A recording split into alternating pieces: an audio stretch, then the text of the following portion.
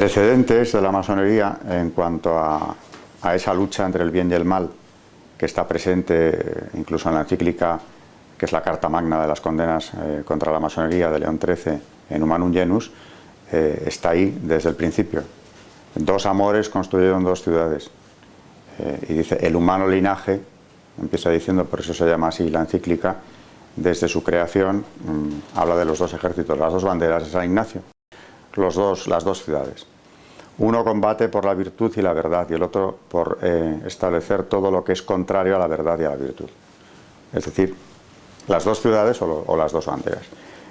Naturalmente esa lucha está entablada mucho antes de que se cree la masonería, así que no estamos hablando de algo que comenzara en 1717, esa es la fecha de nacimiento claramente de la masonería, pero esa lucha venía muy de atrás.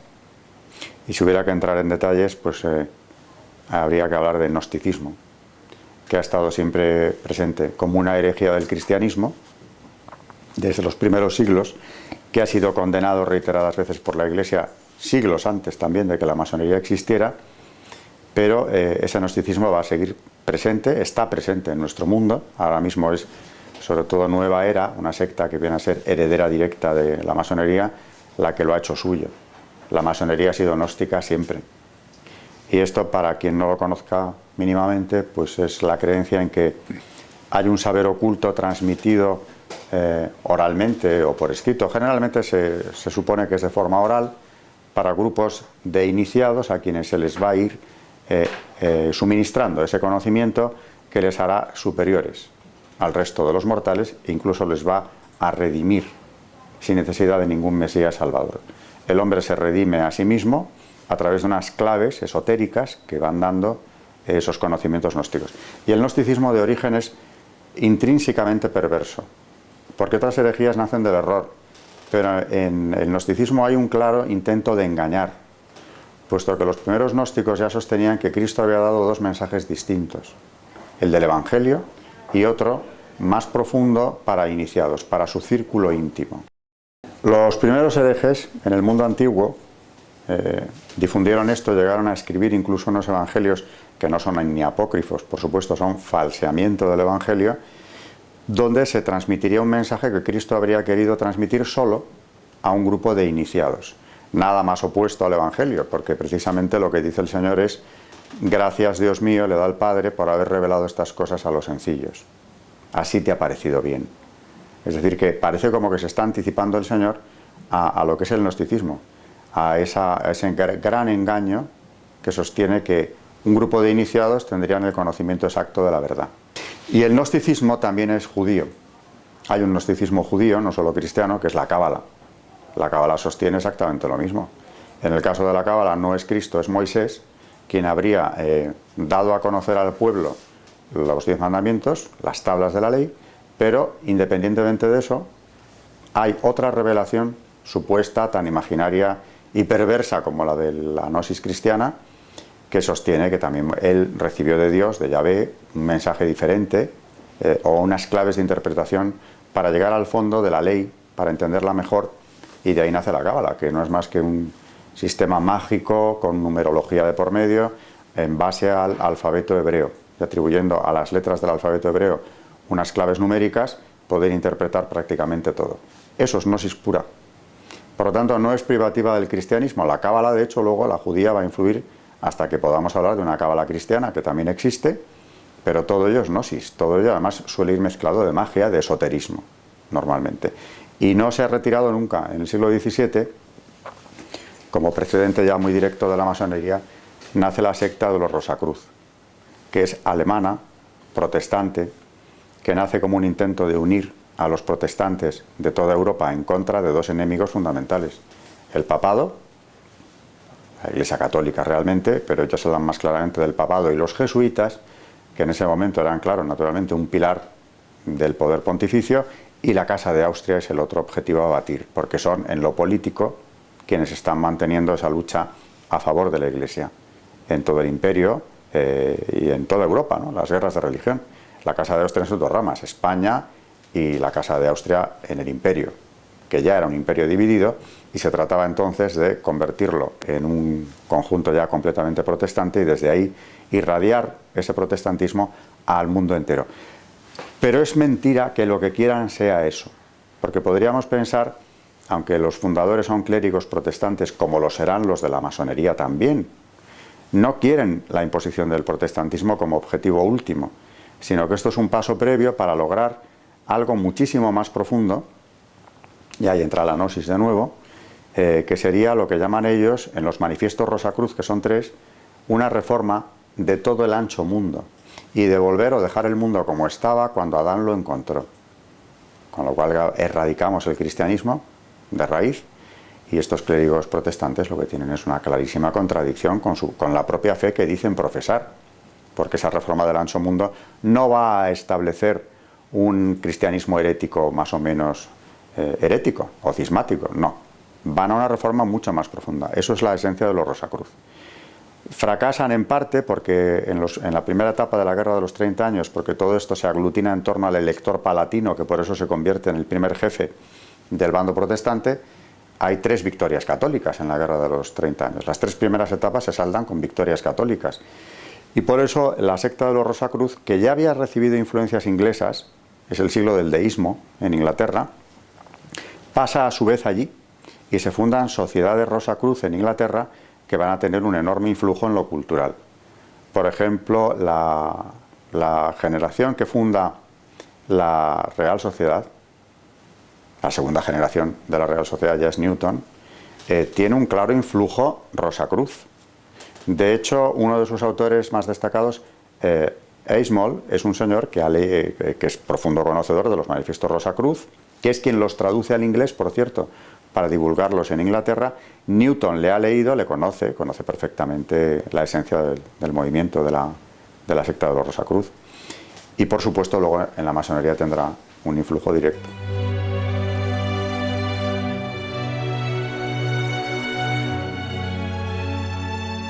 La Edad Media es la cristiandad. En Europa se identifica con la cristiandad. También hay que decir que es un periodo muy largo, dura 1000 años. Entonces hay un periodo más oscuro, naturalmente, a la caída del Imperio Romano. Gracias a la acción de la Iglesia, desde luego, se supera esa barbarie, especialmente gracias a los monjes. Y finalmente tenemos un periodo de plenitud, de esplendor de la cristiandad, que se percibe hasta en lo cultural. La Europa de las catedrales, románicas, góticas, eso es bien visible. Esa es una civilización en pleno florecimiento. Esa es la Europa también de las universidades, que nacen al amparo de la Iglesia, de las escuelas catedralicias que se habían fundado ya las primeras en tiempos de Carlomagno, e incluso siguiendo un proyecto anterior de San Isidoro de Sevilla. Lo cultural va unido a lo eclesiástico en Europa, y desde luego el fenómeno de las universidades no tiene parangón en ninguna otra civilización, no se ha dado nada parecido. Luego no se puede presentar la Edad Media, como se ha hecho desde la Ilustración, como un periodo de oscurantismo, un periodo de tinieblas, un periodo del que se sale felizmente, según quien defiende esta teoría, con el Renacimiento, el humanismo renacentista, en el que también habría que diferenciar un humanismo cristiano que claramente se percibe y también otro paganizante, evidentemente, que viene a enlazar con la gnosis.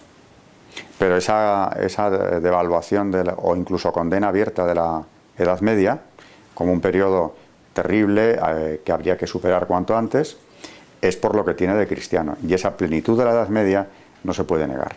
Es más, sin ella, sin esa Europa ya de las universidades, no hubiera nacido el humanismo. Todo lo que sea defender la verdad es acercarla a Cristo, acercar a la sociedad a Cristo. Y desde luego la universidad buscaba eso, porque ya en el siglo XIII son instituciones, la universidad en su conjunto es una institución abierta. De hecho, la movilidad que había en los estudiantes de la Edad Media es sorprendente. Ver miles de estudiantes acudiendo a Bolonia o a París o a los principales centros universitarios de todos los países europeos. Se trataba de acercarse a la sociedad en su conjunto. La universidad no nace como un fenómeno elitista. No tiene nada que ver con las escuelas filosóficas de Atenas, por ejemplo, que tenían un ámbito de instrucción muy restringido a los hijos de la aristocracia ateniense. La universidad no quiere eso. Quiere llevar la verdad, la luz, el conocimiento, las ciencias, todo lo que es verdad, y por supuesto la teología católica, luego será enseguida la escolástica, prácticamente al tiempo, ¿no?, que llega a su esplendor en el 13 con Santo Tomás, la teología es un instrumento fundamental de la universidad. De hecho, las cátedras de teología son las que daban el marchamo definitivo de prestigio a una universidad. No todas podían tener cátedra de teología. París la tiene y llega a la excelencia suprema. Por eso la Sorbona, que además lleva el nombre de un clérigo, un capellán de San Luis, es la cumbre de la teología católica y con ello se convierte en la cumbre de la Universidad Europea. La universidad que buscaba, como digo, transmitir el conocimiento, acercarlo a la mayor cantidad de gente posible, naturalmente, en el fondo instruir y acercarles a la verdad. Esas eran las armas que se utilizaron entonces.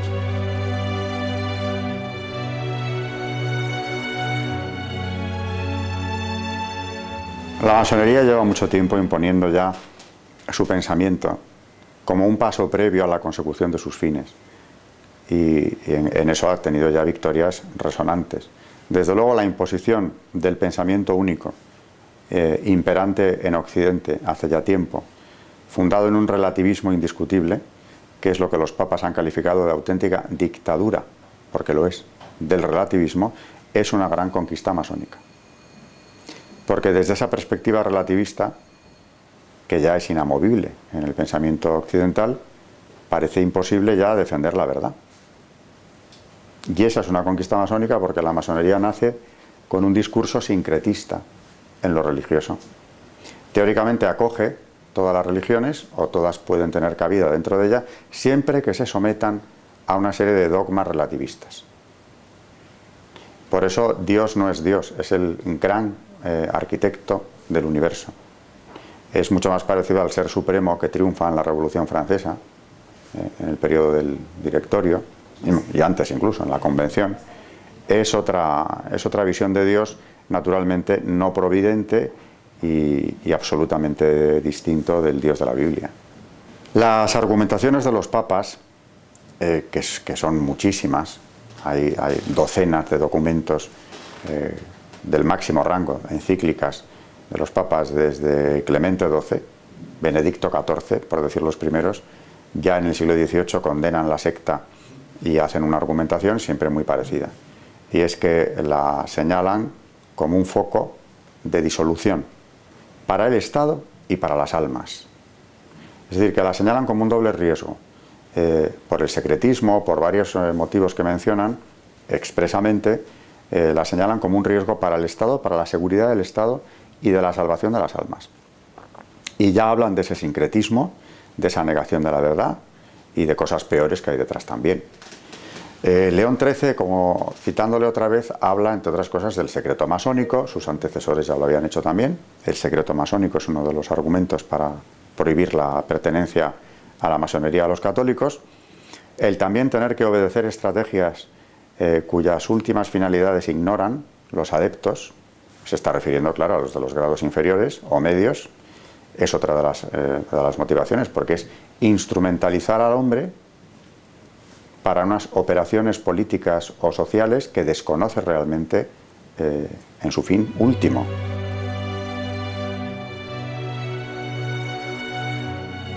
Las condenas se han ido reiterando desde el siglo XVIII y además es curioso como ya el segundo papa que condena, Benedicto XIV, dice al condenar que tiene que salir al paso de los rumores que se han extendido en cuanto a que ya es posible la doble pertenencia del católico a la masonería. Así que llevan difundiendo ese rumor desde el siglo XVIII. Por eso ha habido tal acumulación de condenas. El cardenal Ratzinger, antes de ser papa, cuando vuelve a condenar la masonería, primero como prefecto para la doctrina de la fe, en una declaración de 1983, la Quasitum Est, en la que dice que sigue siendo imposible e impensable la doble pertenencia, lo hace con una declaración muy breve, naturalmente con el respaldo del Papa reinante, Juan Pablo II, pero enseguida publica luego en el Observatorio Romano un artículo interesantísimo donde entra a fondo en las causas de la imposibilidad de esa doble pertenencia, que por cierto sigue estando considerada como pecado grave. Pasamos de una excomunión late sentencia a una situación de pecado grave para quien pertenezca a la masonería que le impide recibir la Santa Comunión. Lo dice expresamente la la declaración. Y decía que cuando el cardenal luego pasa a explicar en el Observatorio Romano las causas, lo hace con una argumentación como propia de él, muy filosófica, muy rigurosa en el análisis, pero que acaba transmitiendo un mensaje claro, y es que el católico tiene una manera muy concreta de relacionarse con Dios. Y no puede tener otra, no puede tener varias a la vez. Y la masonería tiene otra. ¿Es una religión la masonería?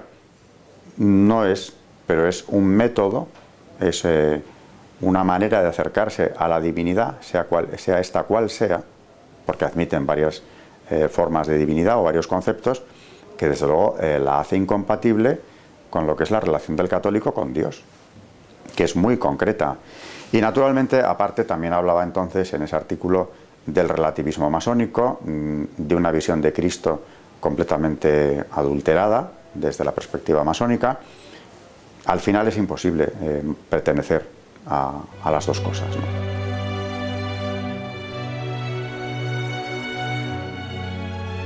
Yo he tenido con masones algún encuentro para mí muy iluminador, en el sentido de que me ha venido a confirmar en algunas cosas que yo había leído en los autores especializados en esto, sobre lo que yo seguía teniendo dudas. Me parecía imposible que en algunos rituales se llevaran a cabo estas profanaciones. Y comprendí que era cierto, porque un personaje del mayor rango dentro de la masonería española, en público, cuando alguien me hizo esta pregunta y contesté, guardó silencio sepulcral. Y efectivamente, en el rito escocés antiguo y aceptado, en el grado 28, si no recuerdo mal, pero estoy hablando de memoria, pero creo que es en el 28, tiene que pisar un crucifijo después de tirarlo al suelo, diciendo: esta cruz, símbolo de muerte y destrucción, salga del mundo. Y en el mismo grado, no es el único, pero en ese grado se adora a Baphomet, que es una encarnación luciferina. Y claro, ya si están adorando al demonio, aunque lo llamen de otra manera, porque para ellos Lucifer no es Satanás, es otro concepto, que en realidad es el mismo. Sobre esto no tendríamos que estar hablando un rato para primero delimitar lo que ellos deslindan, Lucifer de Satanás, y luego para ver los puntos en común que son obvios. Partiendo de esa base, ya no haría falta justificar mucho más, ¿no? La condena de la Iglesia a la masonería, desde el momento en que, al menos en ciertos grados, se pisa el crucifijo y se adora a Baphomet, no tendríamos que explicar ya mucho más. Aunque hay mucho más que decir. De hecho, los papas lo que han argumentado es en torno a todos los otros argumentos. El relativismo, el secreto, la obligación o la utilización de los miembros de la propia secta para fines que solo conocen los dirigentes, que son los argumentos que estaba mencionando antes, y no suelen entrar, aunque alguno lo ha hecho, en esta cuestión del satanismo. Generalmente no entran en ello. La han calificado a veces sí de secta satánica, pero sin explicar bien que en los rituales efectivamente esto se contempla. Claro, todo este proyecto de ingeniería social anticristiana que la masonería ha defendido, ha tratado de imponer desde hace siglos, se va cumpliendo ahora ya casi en sus últimos pasos. Bueno, queda bastante, más de lo que ellos desearían, pero esa ingeniería social se ha ido cumpliendo. Hace 100 años eran defensores a ultranza del divorcio. Conseguida esa conquista, que entonces parecía muy difícil, pues hemos pasado a cosas cada vez de mayor calado. Y ahora ya es una inversión del orden natural completo. Con lo cual, cuando tienen oportunidad, legislan contra el orden natural. Y claro, para eso tienen un instrumento que está plenamente defendido en las instituciones internacionales como Naciones Unidas, que es la ideología de género. En estas organizaciones hay un porcentaje altísimo de masones. De hecho, en Naciones Unidas lo ha habido siempre. No es que hayan ido entrando más tarde. Desde su fundación lo ha habido. No hay más que ver con qué criterios se funda la UNESCO. Las agencias de Naciones Unidas naturalmente están al servicio de esta misma ideología de género, y algunas veces ya últimamente lo dicen de forma abierta. El componente de masones, pues según alguno de ellos incluso, ha llegado a decir que en los años 70, por ejemplo, alcanzaba en los funcionarios de Naciones Unidas hasta un 66%, que es elevado. Puede bajar, puede subir, pero esa presencia masónica es fuerte. Y en la Unión Europea exactamente igual. los diputados laboristas, los ingleses, hicieron una protesta pública también en los 80, a principios de los 80, quejándose de que no promocionaban en sus carreras porque se encontraban siempre con esa red que les impedía subir, que era la presencia de diputados o funcionarios masónicos que tenían unos apoyos dentro de la institución mucho más fuertes. Y por aquella época Tony Blair quiso sacar adelante una disposición muy clara que impidiera a los masones participar en la vida pública. Curiosamente, un inglés, en la patria de nacimiento, en la patria de origen de la masonería, entendía que no se podía acceder a la vida pública mientras se mantuviera la condición de masón. Lo que no era nada original. También aquí fue interpelado en las Cortes españolas a finales del 19, don Práxedes Mateo Sagasta, uno de los pilares de la Restauración, jefe del Partido Liberal, y fue interrogado sobre esto. Eso está en el diario de sesiones de las Cortes. Si era o no masón, que lo dijera. Y salió por la tangente reconociendo que lo había sido, en las Cortes españolas, el hermano Paz, de hecho era su nombre simbólico, pero que ya no lo era, vino a decir, porque al saber que estaba condenado por los papas, salió de la secta. Y dice el diario de sesiones: risas de los señores diputados. Porque era sabido que lo que dijeran los papas a este señor no le había importado demasiado nunca. De hecho, en su juventud le llegaron a apodar el petrolero por incendios de iglesias que ya en el 19 se habían llevado a cabo. De manera que negaba serlo porque la argumentación que le hacían era la misma que Tony Blair hacía en los años 80 del siglo XX. Y es que un masón tiene unas obediencias que seguir que pueden no coincidir, es más, difícilmente coinciden con los intereses nacionales. Tienen obediencias. Y además estas son, naturalmente, internacionales. Muchas veces, y funcionan. Aquí en España, en 1909, hicieron caer un gobierno por la ejecución de Ferrer Guardia, masón por supuesto, a consecuencia de su participación en la Semana Trágica de Barcelona. Y se organizó una campaña masónica a nivel europeo con el famoso Maura No, al que se unió el Partido Liberal Español, que ya es muy indicativo que lo hiciera, que supuso la caída de uno de los ministros más importantes de la Restauración, un regeneracionista de primera fila como era Antonio Maura, que tuvo que ser apartado del poder por el propio rey porque peligraba incluso la vida del ministro. Las logias se movilizaron, eso es un hecho bastante conocido. Porque trataron de impedir primero la ejecución de su hermano masón, Ferrer Guardia, y luego ya protestaban contra su ejecución. De manera que, claro que tienen que ver en la política española, en la de cualquier país.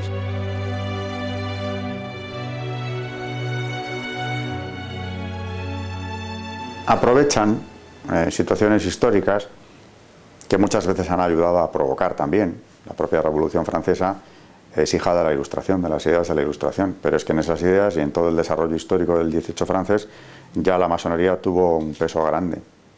La Revolución naturalmente fue utilizada, los primeros pasos que dio fueron precisamente para desmantelar la Iglesia Católica, los primeros pasos que da. Antes de la Constitución Civil del Clero ya se han expropiado los bienes de la Iglesia, se han prohibido las órdenes, y luego ya la Constitución Civil del Clero, que es desmantelarla del todo, creando una Iglesia cismática sometida al poder revolucionario en contra de los sacerdotes refractarios que se negaron a seguir aquello, siguiendo lo que era además ya la decisión del Papa Pío VI, que había dicho que era imposible seguir eso. O sea que cuando han tenido ocasión han participado en revoluciones, bueno, en todas. En las revoluciones liberales están detrás de todas ellas, hasta mediados del 19 claramente. Y cuando triunfan, como ocurre aquí en el trienio liberal, hay persecución religiosa, eso no falla. Y en cuanto a las guerras, las han utilizado también cuando han podido. En el siglo XX, por supuesto, y luego ya no solamente es la masonería, son sus organizaciones pantalla, que tienen un peso grande en la política internacional. Así que hay que hablar de masonería, no se puede decir que todo esto sea masonería sola, sino son también sus compañeros de viaje, sus socios, digámoslo, la trama masónica, en definitiva. Las organizaciones pantalla, que son un invento ya del siglo XX, de la masonería, han tenido y tienen un peso enorme en la política internacional, en todo Occidente. Que es aquello de tener una organización en la que la mitad aproximadamente sí pertenezcan de sus miembros a la masonería y la otra mitad aproximadamente no. Con lo cual abren el abanico de poderse relacionar o introducir en la organización a otras personas que les interesen por lo que sean, siempre y cuando éstas, claro, se plieguen a participar o tomar parte en ese proyecto de ingeniería social anticristiana. Si son dúctiles en ello, pueden formar parte de esas organizaciones, sin la menor necesidad de haberse iniciado en una logia nunca. Y estamos hablando del Club Bilderberg, por ejemplo, pero también del CFR norteamericano, que tiene un poder sobre la vida política estadounidense total, o por lo menos altísimo poder. Y el Club Bilderberg exactamente igual a nivel internacional. Luego hay que ver quién lo funda, quién lo financia, son los mismos, prácticamente, salvando las distancias en el tiempo. El CFR americano se crea ex novo en 1919, pero ya utilizaba a masones de la Tabla Redonda, otra organización pantalla de la masonería anterior, y aprovechando la Conferencia de Paz de Versalles, al finalizar la Primera Guerra Mundial, ya se crea este organismo, que en Inglaterra tiene una variante, pero es el mismo organismo, el Real Instituto, y el CFR es en Estados Unidos. Y el Bilderberg se funda más tarde, ya en los años 50, pero la financiación y los grandes apoyos de un organismo y del otro son los mismos, especialmente destacando la familia Rockefeller, naturalmente, que es una fuente de financiación de estas organizaciones pantalla y que tiene su propia logia en Nueva York. La Gran Logia Rockefeller es una logia la más elitista, por cierto, de orientación esotérica luciferina.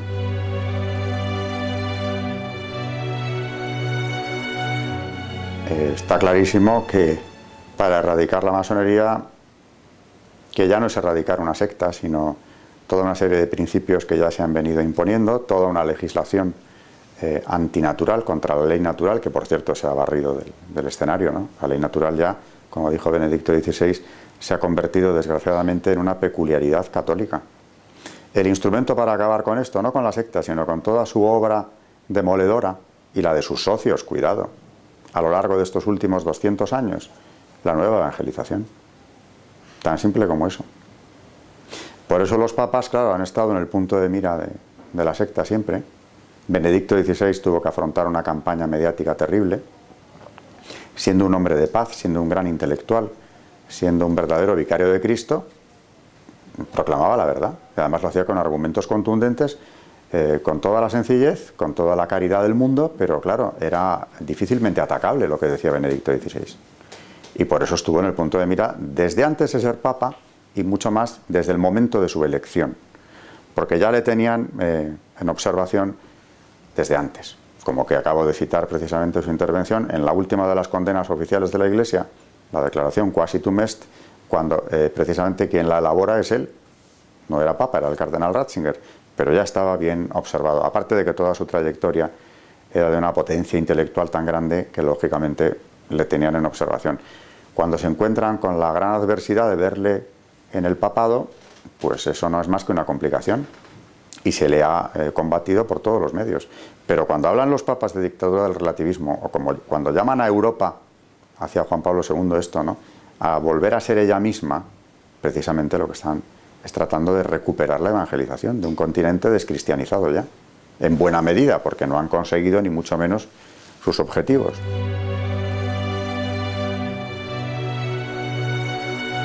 Eso lo han intentado siempre, porque naturalmente es mucho más sencillo acabar con algo si estás en la ciudadela, en el reducto que defiende la institución, que hacerlo desde fuera, de manera externa. Lo intentaron durante todo el siglo XVIII, por eso se persigue y luego se disuelve la Compañía de Jesús. No es una operación exclusivamente masónica, cuidado, tampoco, pero tuvieron parte muy activa los masones en esto. Y una vez demolida la Compañía de Jesús, el papado ya fue una presa fácil. Y aún así, ya en el 18 se dio infiltración, en el 19 más, bastante más, en el 20 va más, es un fenómeno que va más. Probablemente Pablo VI, cuando habló del humo de Satanás, que era perceptible ya dentro de la Iglesia, dijo, por alguna rendija se ha colado el humo de Satanás, estaba hablando de esta infiltración. El mal había entrado, ¿no? Él tuvo conocimiento de una lista publicada por un periódico por un periodista llamado Pecorelli, que lleva su nombre, la lista Pecorelli, donde hacía una relación de clérigos de la Iglesia Católica pertenecientes a la masonería, empezando por Monseñor Bugnini, que estaba también en el punto de mira de varios cardenales por la reforma litúrgica que estaba haciendo en aquel momento. Se le investigó, lo hicieron los carabinieri, y lo que se le va a reducir es que no solo Bugnini, que fue trasladado a la nunciatura de Teherán, que es como si te mandan a la luna, efectivamente, por Pablo VI en cuanto tuvo conocimiento de aquello, sino otros muchos clérigos también. Nunca la Iglesia ha desmentido esa lista. El autor de la lista murió asesinado a tiros en la puerta de su periódico, pero esa lista se ha publicado más de una vez y nunca el Vaticano la ha negado. Luego, si atamos cabos, la lista se publica, no hay desmentido, ya este señor, que era el que encabeza la lista, lo mandan a Teherán y se disuelve su consejo, el que presidía él, eso indica bastante, ¿no? Y por esas fechas se produce la declaración de Pablo VI del humo de Satanás.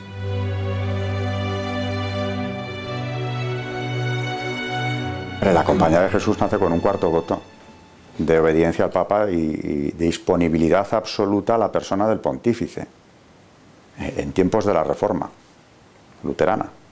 Son prácticamente coetáneos de la Reforma luterana, nacen para eso. Y además apuntan bien porque se constituyen en una orden de excelencia en la educación. Son imbatibles en la educación, son el gran enemigo de la Ilustración anticatólica, precisamente por la excelencia en la educación. Los estudios reales de Madrid, Universidad de los Jesuitas, antes de la expulsión, aquí en el siglo XVIII, era la universidad puntera en España. La más innovadora, la que tenía el mayor desarrollo de las ciencias empíricas aquí en Madrid, la que atraía a mayor número de profesores extranjeros, mucho más que Salamanca en aquella época. Pues con esos es con los que había que acabar.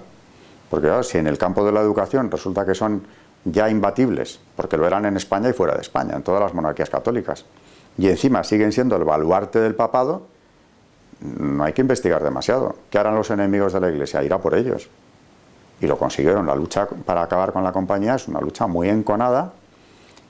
Consiguieron instrumentalizar a los reyes católicos de las monarquías europeas, Portugal, Francia, España, Nápoles, y no se daban cuenta de que estaban haciendo el juego a los mismos que en la siguiente generación acabarían con los tronos. Pero claro, la Compañía de Jesús naturalmente era el baluarte. Esa fue una gran victoria de los enemigos del catolicismo. Por eso no descansan hasta que consiguen no irla expulsando de todos estos dominios, sino que se disuelva. Y lo tiene que hacer el Papa. Y claro, las presiones que aguantó es que a los papas, hubo dos, les ocuparon los estados pontificios. Nápoles, Francia, estados católicos, ocuparon, por ejemplo, Aviñón, como una medida de coacción para conseguir la disolución. Lo que, insisto, no sabían esos reyes católicos, que además habían prohibido la masonería, porque Carlos III la prohibió en Nápoles en unos términos durísimos, mientras su hermano Fernando VI la prohibía también en España. No se daban cuenta de a quién estaban haciendo el juego. Claro, tenían ya una dosis grande de regalismo. El despotismo ilustrado, naturalmente regalista, trata de controlar a todas las fuerzas de la sociedad ya del todo. Eso es el Estado moderno cuando llega a su apogeo, ¿no? Y el regalismo trata de controlar a la Iglesia incluso en sus decisiones internas. María Teresa en Austria, aunque ya tenía la influencia de un marido masón, Francisco de Lorena. Pero en las otras monarquías católicas que no tienen esas influencias cerca, son regalistas, los Borbones lo son, con lo cual son estados confesionales, católicos, pero que tienen siempre una sospecha hacia la Iglesia porque la ven como un rival en cuanto al control absoluto de la sociedad. Y el déspota ilustrado aspira a que no se le escape ni una parcela de poder. Por lo tanto, hay una suspicacia hacia la Iglesia y hay un afán de controlarla, incluso en asuntos internos. Por eso se entabla una lucha en el 18 ya abierta, prácticamente, de irle arrebatando parcelas de poder o de influencia social a la Iglesia, incluso de inmiscuirse en sus asuntos. En Austria se llegó a establecer por parte de María Teresa un control sobre las peregrinaciones de los austríacos a Roma. ¿Qué había ahí? Del número de monasterios que podía haber en Austria. Eso ya no eran cuestiones políticas ni de enseñanza. Eso eran cuestiones de meterse ya de lleno en lo que era la Iglesia, la organización interna de la Iglesia. O sea, no tratan de ir a por la fe, pero sí hacia la institución, controlarla por completo. Pues naturalmente van a ser aliados enseguida de los enemigos de la propia fe, sin darse cuenta. Se darán cuenta ya en plena revolución. Luis XVI, que no había hecho, como sus antepasados no hicieron tampoco, el voto de consagrar Francia al Sagrado Corazón de Jesús, ese voto lo hace en prisión. Promete al Sagrado Corazón consagrar el reino de Francia si vuelve a tener el poder de hacerlo. Cuando eso ya se le había trasladado la petición desde los tiempos de Margarita María de Alacoque, el padre de la Colombière, le transmite esa petición, que es increíble que el Sagrado Corazón le pida al rey de Francia algo, ¿no? Se lo está pidiendo. Que vaya en las armas de Francia. No hizo caso. Ya era una decisión arriesgada en el siglo XVII. En el XVIII transcurrió todo el siglo sin que lo hicieran. Luis XV ni habló del asunto. Luis XVI lo conoce, pero tampoco hace la consagración. Por eso cuando se hace, aquí en España en el siglo XX, a Alfonso XIII le trajo muy graves consecuencias. Y además esa consagración la hizo 3 veces, no una. Conocemos la del Cerro de los Ángeles, el año 19, pero ya lo había hecho 2 veces antes. En el año 11. Aquí en el Palacio Real se hizo la primera consagración de España al Sagrado Corazón, y en la cripta de la Almudena, que era lo único que estaba terminado entonces, se volvió a hacer días más tarde. Por eso sigue siendo Templo Nacional del Sagrado Corazón. Y hay que ver la campaña de prensa que tuvo entonces Alfonso XIII y las amenazas masónicas que recibió también. Aparte de la invitación que le hicieron formal para ingresar en la masonería, garantizándole la permanencia en el trono si lo hacía, y asegurándole que caería antes o después si no entraba. Y ya vemos lo que pasó. Hay que ver quiénes son los integrantes del Pacto de San Sebastián, que finalmente acaban con la monarquía. El porcentaje de masones en ese pacto es altísimo.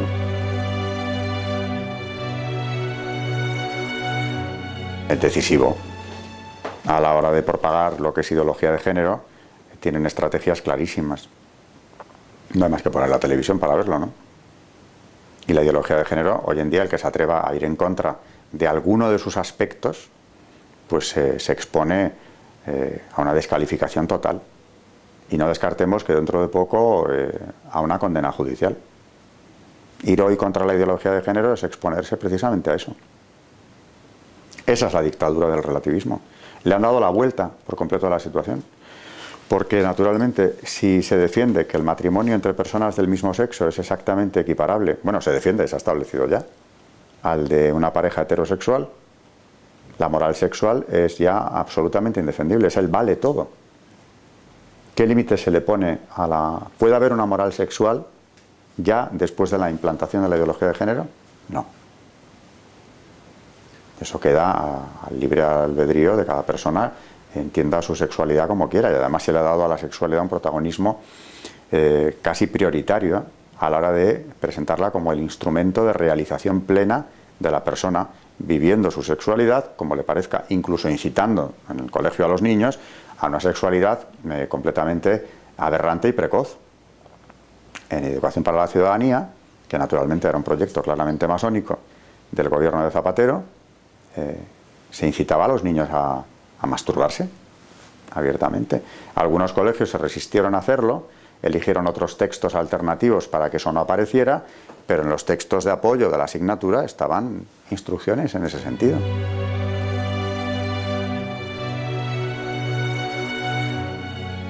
El año pasado, en el mes de mayo, se autorizó una misa satánica en el campus de la Universidad de Harvard. Se suspendió unas horas antes. Estaba autorizada. Hubo una movilización de cristianos, no solo católicos, cristianos en Estados Unidos, muchos de ellos dentro del mundo universitario, que lograron pararlo, pero la argumentación de la rectora de Harvard era plenamente relativista. Y es que ya no podía negar que se celebrara esa ceremonia, porque quienes lo habían solicitado eran creyentes. Y la palabra creyente eran believers. Es decir, tenían el mismo derecho que cualquier otra religión a manifestar su culto públicamente. Claro, la argumentación de los cristianos era la siguiente: es que tus derechos acaban donde empiezan los míos. Si tú estás rindiendo culto público a Satanás, los creyentes, por lo menos los de religiones monoteístas, vemos una ofensa a Dios muy clara en esto. Luego, estás entrando en el campo de mis derechos a que se respeten mis creencias. Y afortunadamente lo prohibió unas horas antes. La misa negra se celebró, pero no fue en el campus. En Oklahoma hay un monumento a Baphomet delante del Capitolio, que ahora mismo es el proyecto, el definitivo monumento se establecerá allí en breve, cerca de las tablas de la ley que estaban ya. Es decir, que el culto a lo satánico está saliendo a la superficie, y eso es una conquista plena del relativismo. Ya no cabe más relativismo, ¿no? La ideología de género y el culto satánico son dos ejemplos de que pocos pasos más ya se pueden dar en esa dirección, en cuanto a lo de la dictadura del relativismo.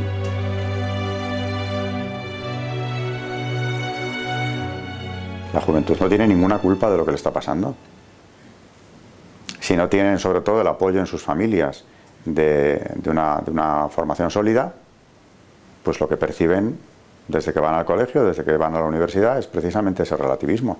No digamos en casa, si los padres no están encima, ponen la televisión y que ven relativismo 24 horas al día, hasta en la publicidad. O sea, está en todo ya. La verdad con mayúsculas está ahí.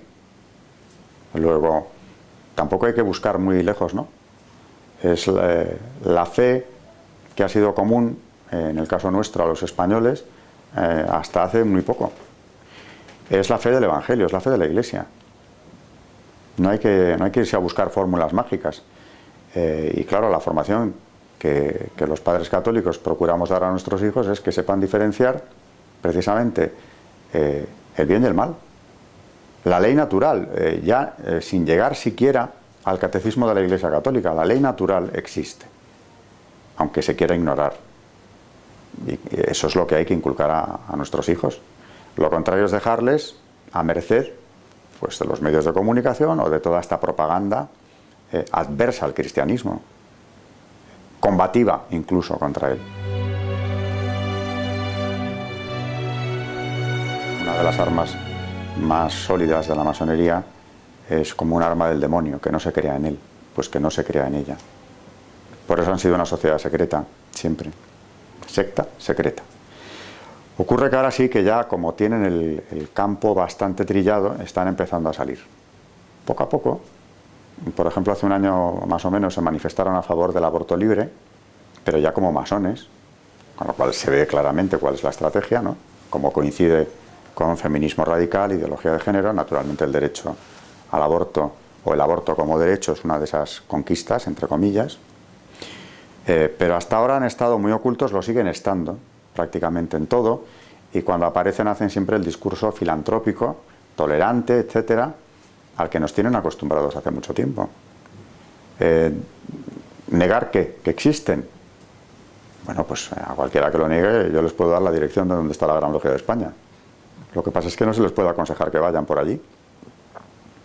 Pero negarlo es ya una ignorancia supina, si es que hoy en día están muy activos y no hay que investigar demasiado para ver dónde están o en dónde están actuando. Algunos ya se confiesan masones abiertamente.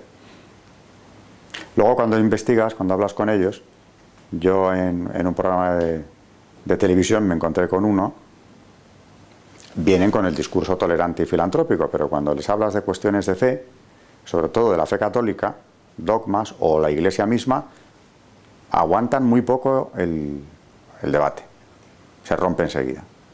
Pero no pueden seguirte demasiado tiempo porque tienen que reconocer o plantarse, claro, en unos postulados que son los suyos.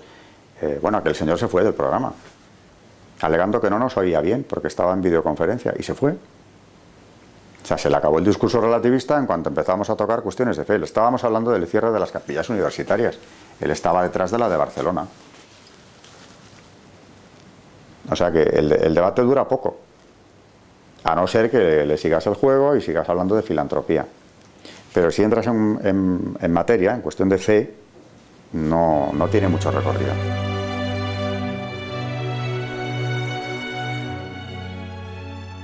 Hay algunas obras muy divulgativas hoy en día, como es por ejemplo la de un masón arrepentido a raíz de una conversión al cristianismo católico o de una vuelta a la fe del cristianismo católico a raíz de un viaje a Lourdes con su mujer. Maurice Queye es un francés que escribe un libro llamado Yo fui masón. Era un médico que practicaba abortos. Le amenazaron de muerte dentro de su propia logia cuando empezó esta evolución, y la dejó. Y hoy, aparte de su libro, ha dado conferencias donde ya claramente ha revelado incluso el satanismo que hay en la masonería. Muy divulgativa la obra de Manuel Guerra, el padre Manuel Guerra, profesor universitario, teólogo también, ha publicado 2 libros dentro de su rigor y de su riqueza en cuanto a la información que contienen, muy divulgativos también. Masonería, religión y política ha sido el último que presentó, creo que hace 2 o 3 años. Tiene otro anterior, que es la trama masónica. Viene a completar, el segundo completa el anterior, son prácticamente, no el mismo, pero muy similares. Yo recomendaría estos. La masonería invisible de Ricardo de la Cierva, que es un autor también que ha investigado la masonería durante muchísimos años y la conoce bastante bien. Eso es lo que puede informar a un joven sobre lo que es.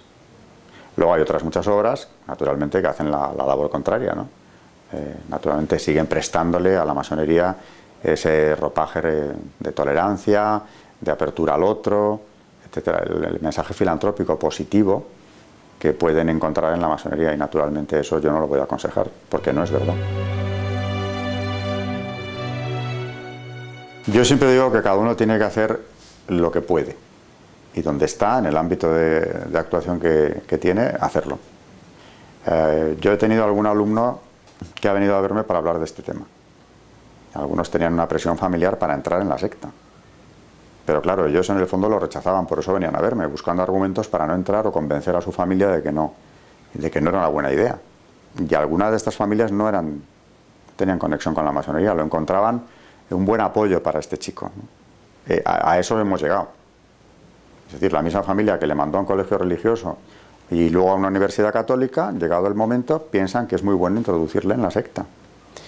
Pero hace poco me escribió un correo un alumno mío que tuve hace tiempo, de estos que también habían venido a verme, en el que me decía que después de aquella conversación, evidentemente él ya estaba muy alertado, pero estaba pensando en entrar él mismo por su propia voluntad en la masonería, y tuvimos una conversación bastante larga en este despacho, en la que terminé aconsejándole que se fuera a rezar ante un sagrario y le pidiese luces ante ese paso que iba a dar. Y no supe más de él, hasta que me escribió hace algún poco tiempo para decirme que no había entrado y que aquella conversación le había cambiado la vida. Había vuelto a la fe, me decía, con una enorme alegría, y estaba yendo a misa siempre que tenía ocasión, no solo los domingos. Y claro, cuando lees eso, por una persona que te escriba eso, merece la pena haber hablado del tema todo el tiempo que le he dedicado.